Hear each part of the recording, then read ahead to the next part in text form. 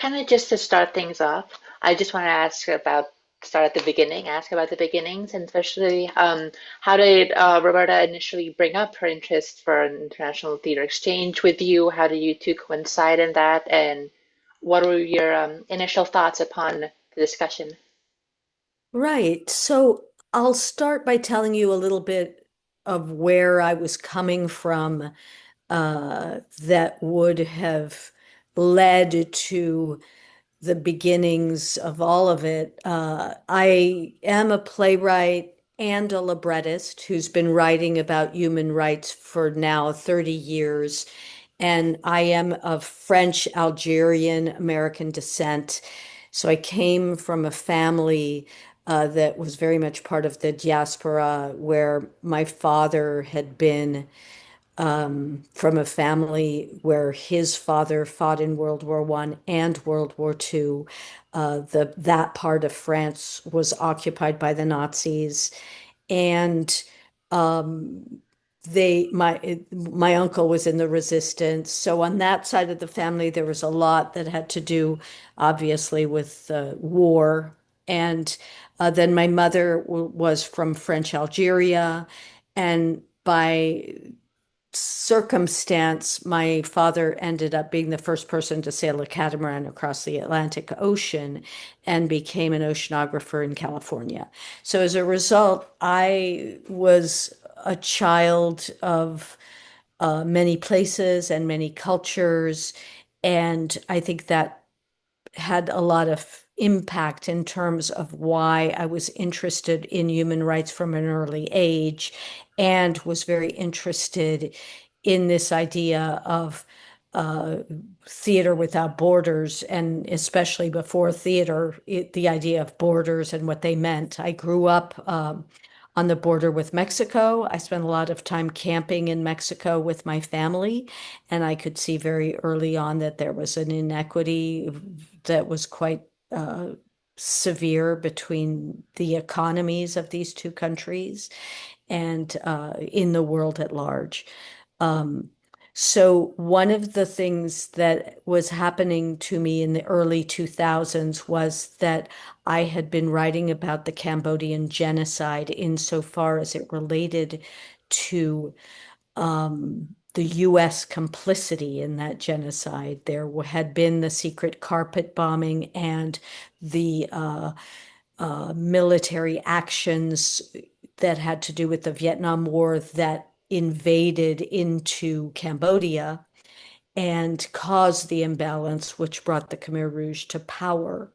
And so I started interviewing Cambodian refugees in the Bronx in the early 90s, and subsequently wrote four plays about the first one being about women who suffered from psychosomatic blindness after what they witnessed during the Khmer Rouge regime.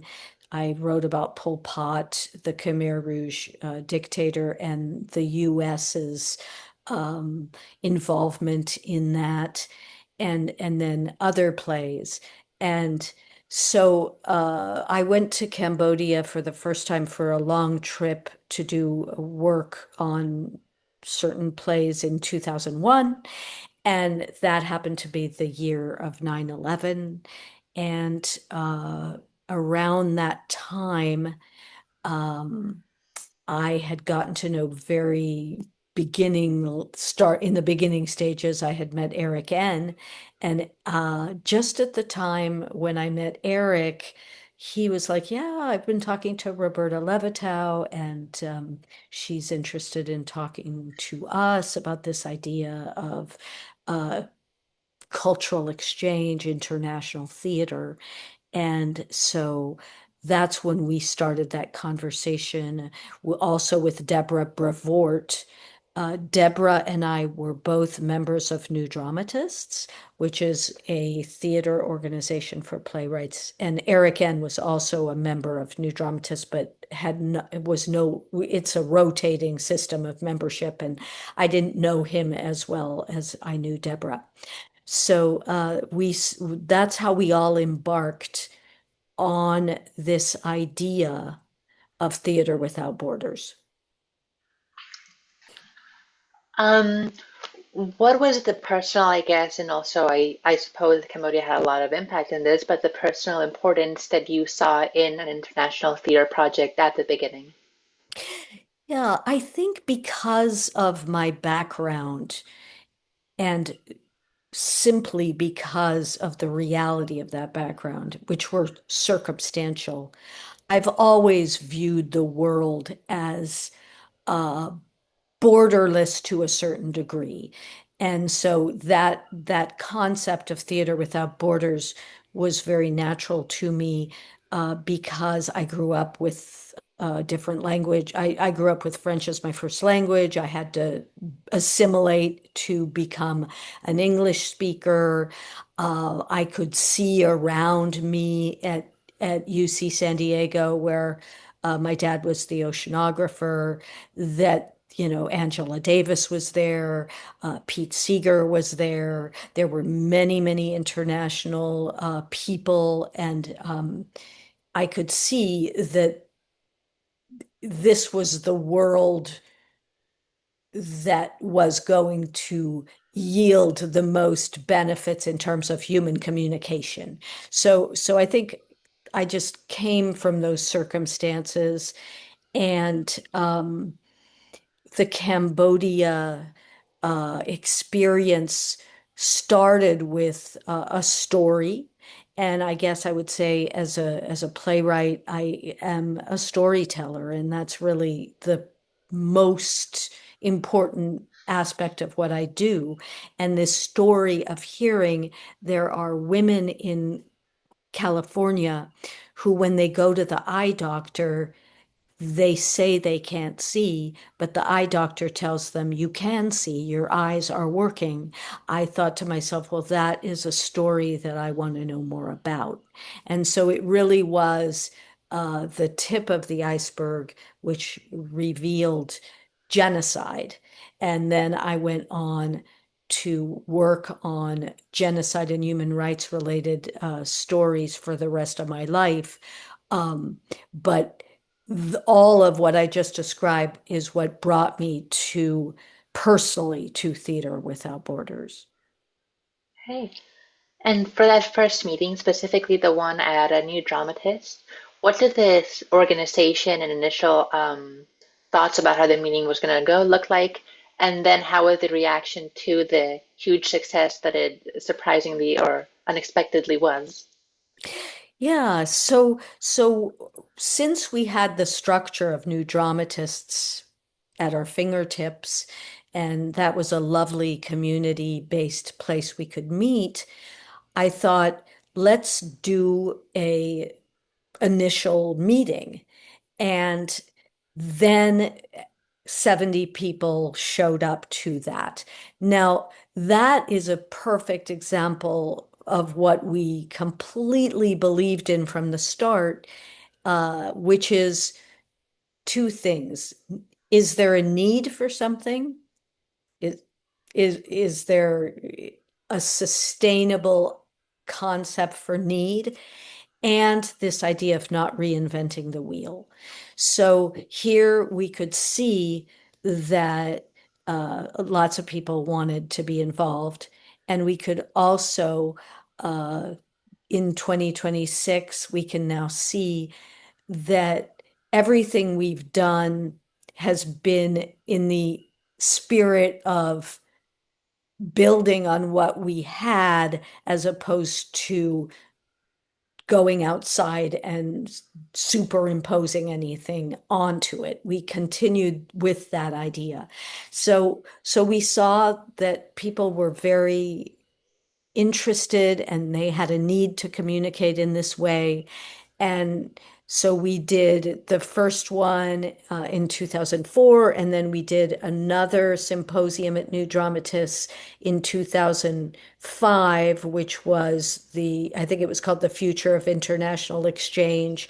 And um, one of the key things that happened there, and it's just kind of an example of what always happens with communication and with developing ideas and relationships, is that Dr. Cynthia Cohen was at that event. She showed up from Brandeis, and Cindy had an interest in these topics.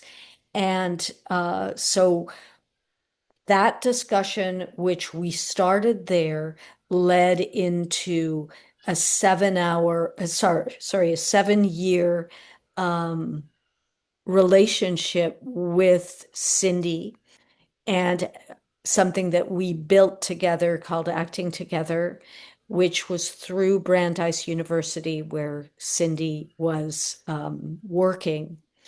And um, I think there are some interesting revelations that happened with that. And one was that when we first talked to Cindy and we decided that we were going to talk about peace building in the arts, we thought that we would start with theater and then we would go on to the other arts.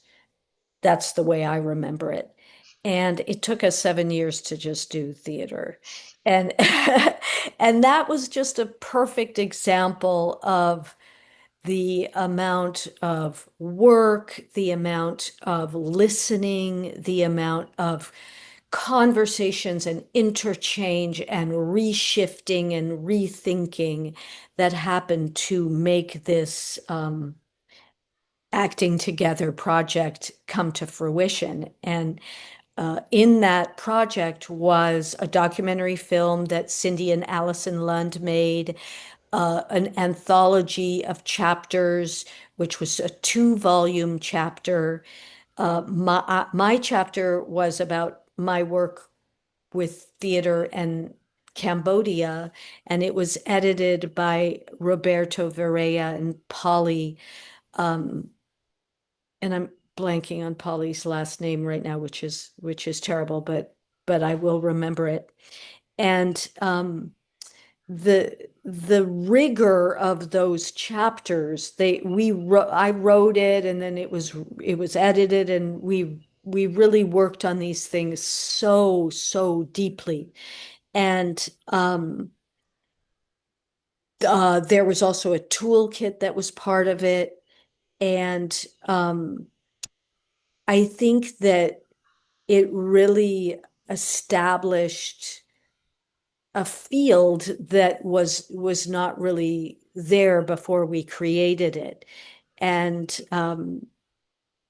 we also spent a lot of time together.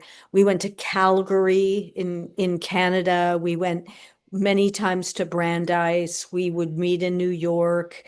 We went to Vancouver on one of our conversations.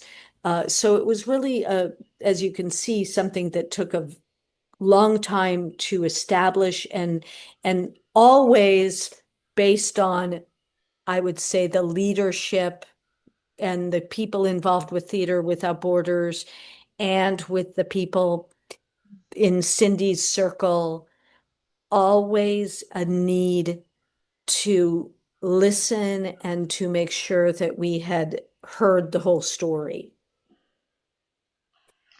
Hey, um, did you see this going, or the new development connections, or things you heard and listened to or about from people? Did you start finding this affecting your personal work in theater? That's a really good question. And absolutely, yes. However, I do have to say that um, as a playwright and a librettist who does and is a freelancer, as an artist, um, that work is I don't think it's separate, but it's very distinctive and different, because it's very solitary work. As an artist, you just you need to be alone, and you create the work, and then the collaboration that exists in producing a play and producing an opera is also very targeted towards the production. And so I think that that work exists in a separate place, I think, than my work with Theater Without Borders. For the initial years of Theater Without Borders, getting everything ramped up, what were some of the biggest or challenges that you might have faced throughout that time? Yeah, so when we got to 2011, we decided it's time to do a very big Theater Without Border conference. And we did it at La Mama, and La Mama is a theater that is close to my heart. My last four plays have been done at La Mama. I consider them to be family. And they are the entity is a fantastic community, a fantastic arts institution, and also has a variety of other descriptions. The challenge with that conference, and I remember it was Roberta, David Diamond, who is also a part of La Mama, and a core member of Theater Without Borders, and Daniel Banks, and myself, who were the organizers of that conference. And it just was so big. I mean, it was like, um, organizationally, we were doing so many panels. It was days long, so we had to figure out, just all the logistics, like where are people going to be? What are they going to do? How long are the panels going to be? How will we organize them? And I think we all were just kind of overwhelmed by the amount of work that it ended up being. I remember making a script, where it was just like everything was mapped out because we really needed to know what we were going to be doing.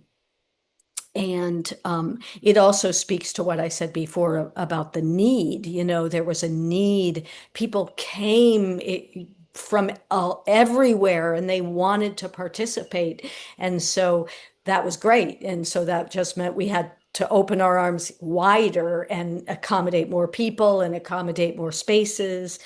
And it led to a variety of people meeting each other that then went on to create their own programs, such as Derek Goldman and Cynthia Schneider met there, and then they went on to establish a program at Georgetown.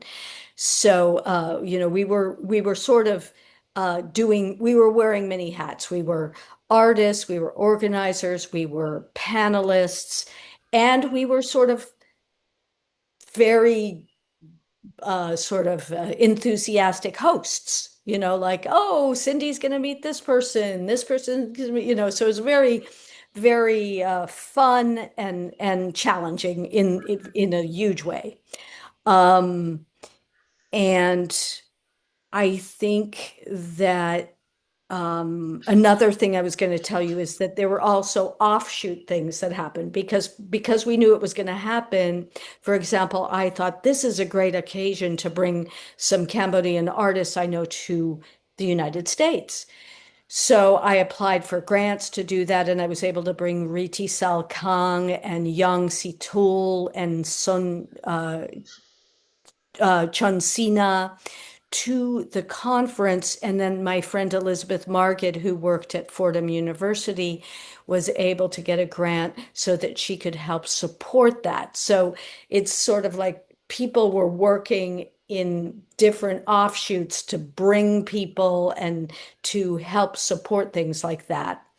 And it was really exciting because in Cambodia, I had noticed there weren't a lot of female women playwrights that were supported. And so by bringing Chonsina to the United States where people could hear her play at Fordham. That was really exciting. And then later, another playwright, Morm Sokli, we were able to nominate her for an award at the League of Professional Theater Women. So all of these things are to show you that it was a lot of networking that was able to happen to support. I think when you build momentum like that, then you can support a lot more people. Mhm. I also did want to ask a bit different from this, but how did your relationship or Theater Without Borders relationship with the Trick Luck Company, I believe, and the Revolutions International Theater Festival begin? And how do you say the collaborative work and symposiums have evolved throughout the years of the festival? Yeah, so that is a question to ask Roberta and Eric N. That is not something that I was involved in, or not very much. Mhm. Perfect. Um, I guess kind of, I also want to ask how did Theater Without Borders involvement with climate activism, focus on climate activism begin? Why did you start bringing that to intersect with the international scope of the organization, and how has it evolved throughout the years? Yeah, so again, that would definitely be a question for Roberta. I can say that in my own work right now, I have just completed a trilogy of three plays that are about climate. And my work has been very much about also political activism surrounding the plastic bill that was in the New York State Assembly that we've been trying to get passed for a couple of years. So, yes, climate has been a big part of our initiative. And I think Roberta would be a great person to answer that question. Of course. Throughout the years of Theater Without Borders, how have you seen, I guess, the leadership or the networking, almost a topology of people within the network evolve, change, and how have you seen this affect the organization itself? Yeah, and I want to go and say that Polly's last name is Polly Walker, Okay. and so she was very much part of Theater Without Borders through. She first came in through Acting Together and was the editor with Roberto Varela of my chapter, and continued to do a lot of different things with us. Um, so the structure of Theater Without Borders has been that there were four co-founders, which I mentioned, and as it went on, and the structure was it's grassroots and volunteer, which means that it is operating without any money ever being exchanged, and it is not a nonprofit organization. So that means that it is strictly volunteer. If somebody wants to do something, they do it. They gather people together, and we work in different groups to make it happen. Um, After a while, uh, Roberta and I decided to become the co-directors. And we took I would say in the last, I don't know how many years, a good amount of years now, we have kind of taken on the organizational uh, work of Theater Without Borders. So it went from being the four co-founders to being Roberta and I being the two co-founders out of the four and the co-directors. And within that structure, we have a group of core members who have been involved on a variety of levels throughout the 23-year period that Theater Without Borders has existed. And they have done a variety of amazing things. Jessica Litwak has been involved with Artist at Risk. with David, Jessica, David Diamond, who I mentioned before. Um, Daniel Banks has been deeply involved with us on a variety of levels. Um, and just if you were to go and look at the list of core members, you will see how everybody has been involved in a variety of ways. Um, how did Theater Without Borders adapt or change throughout the COVID years and the impact of the pandemic and lockdown? And do you think any of those changes or the effects of those changes still remain with the way the I guess the modern situation, or I don't know, have those changes stayed with the organization, I guess? Great question.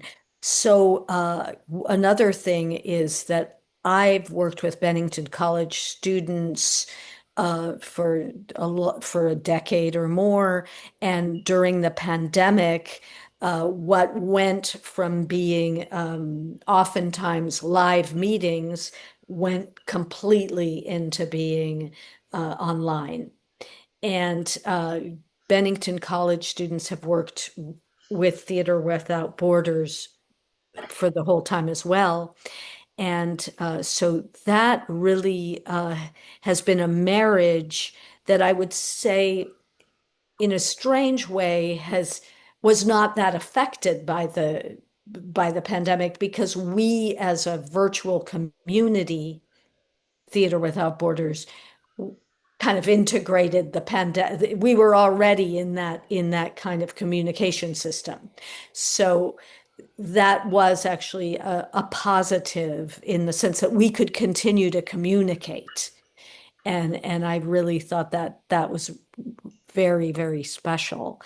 Um, and we continued through the pandemic time to be able to communicate with all of the different networks that we have um, in the same way because we could be online.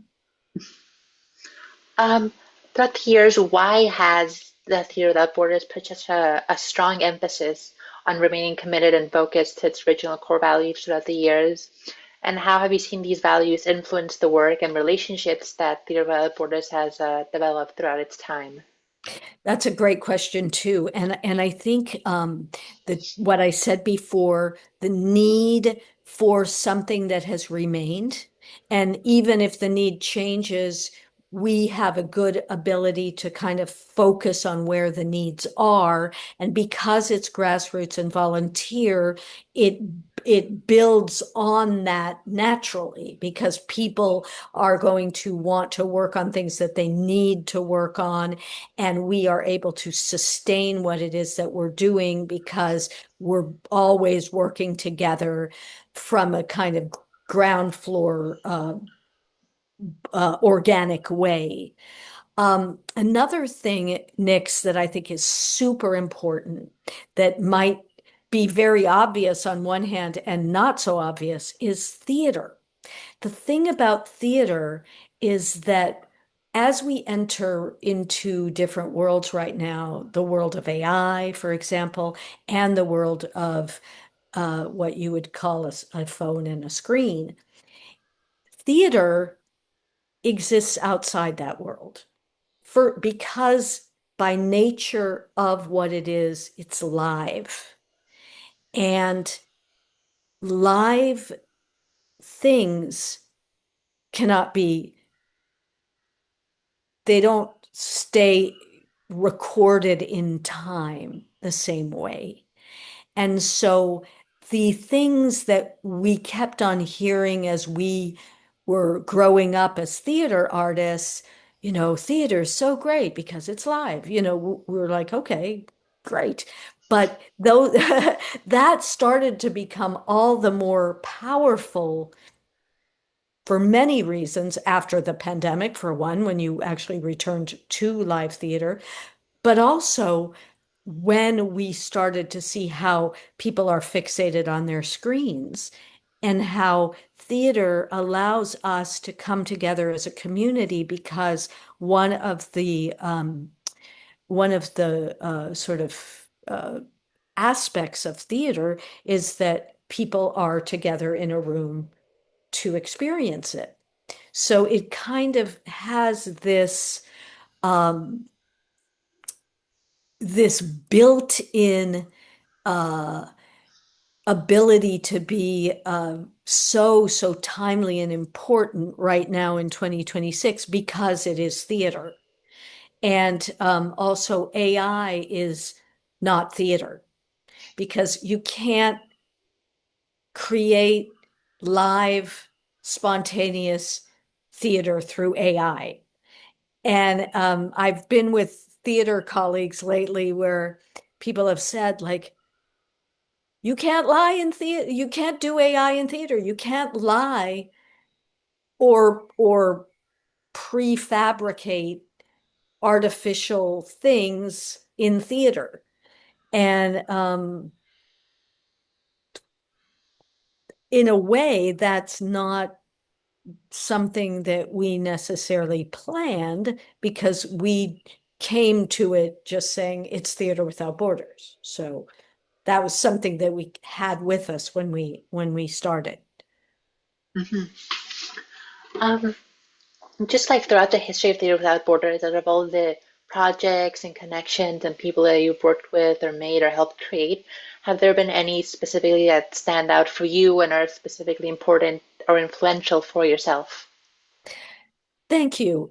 Yes, definitely. I do want to just call to attention that kind of later in Theater Without Borders, Roberta and I wanted very much to find a place where we could archive all of the materials. And Lisa Schlesinger, who was at the University of Iowa, really um, came forward in that moment to help us. And I had a relationship with University of Iowa because I have been part of the International Writers Center and gone to South Sudan, and I have been a writer that have traveled to conflict areas all over the world, and some of that has to do with the IWP at University of Iowa. And also I've been involved as a guest artist at the University of Iowa's theater program. And Lisa comes from that university. And Lisa was the one that helped us get the archive to the University of Iowa. And that is just such a huge part of the process of TWB. Um, I think what I would say in terms of the people that have influenced me, um, if you'll allow me the image of walking on the beach and you're walking on rocks and you're going from one rock to the other and you're along the coast and you're just one rock leads to another and the whole experience adds up to something. Each person that I've met along the way is one of those rocks, and not Cindy Cohen, starting with Roberta, Eric, Deborah, Cindy, Polly Walker, Roberto, Daniel Banks, David Diamond, Jessica Litwack, Nadim Shahid, Adelet Germany. Um, I mean, it just, the list, you can look down the beach and you can see all the rocks that led to the journey that has been life-changing and that is a perfect example of the sum total being much greater than the parts, and that sum total is not over and that it will continue with you and Lucian, and that we make it together. I think that's a really beautiful note, at least to end it on. If you have anything else you'd like to say or bring up, for you, but Trying to think. Um,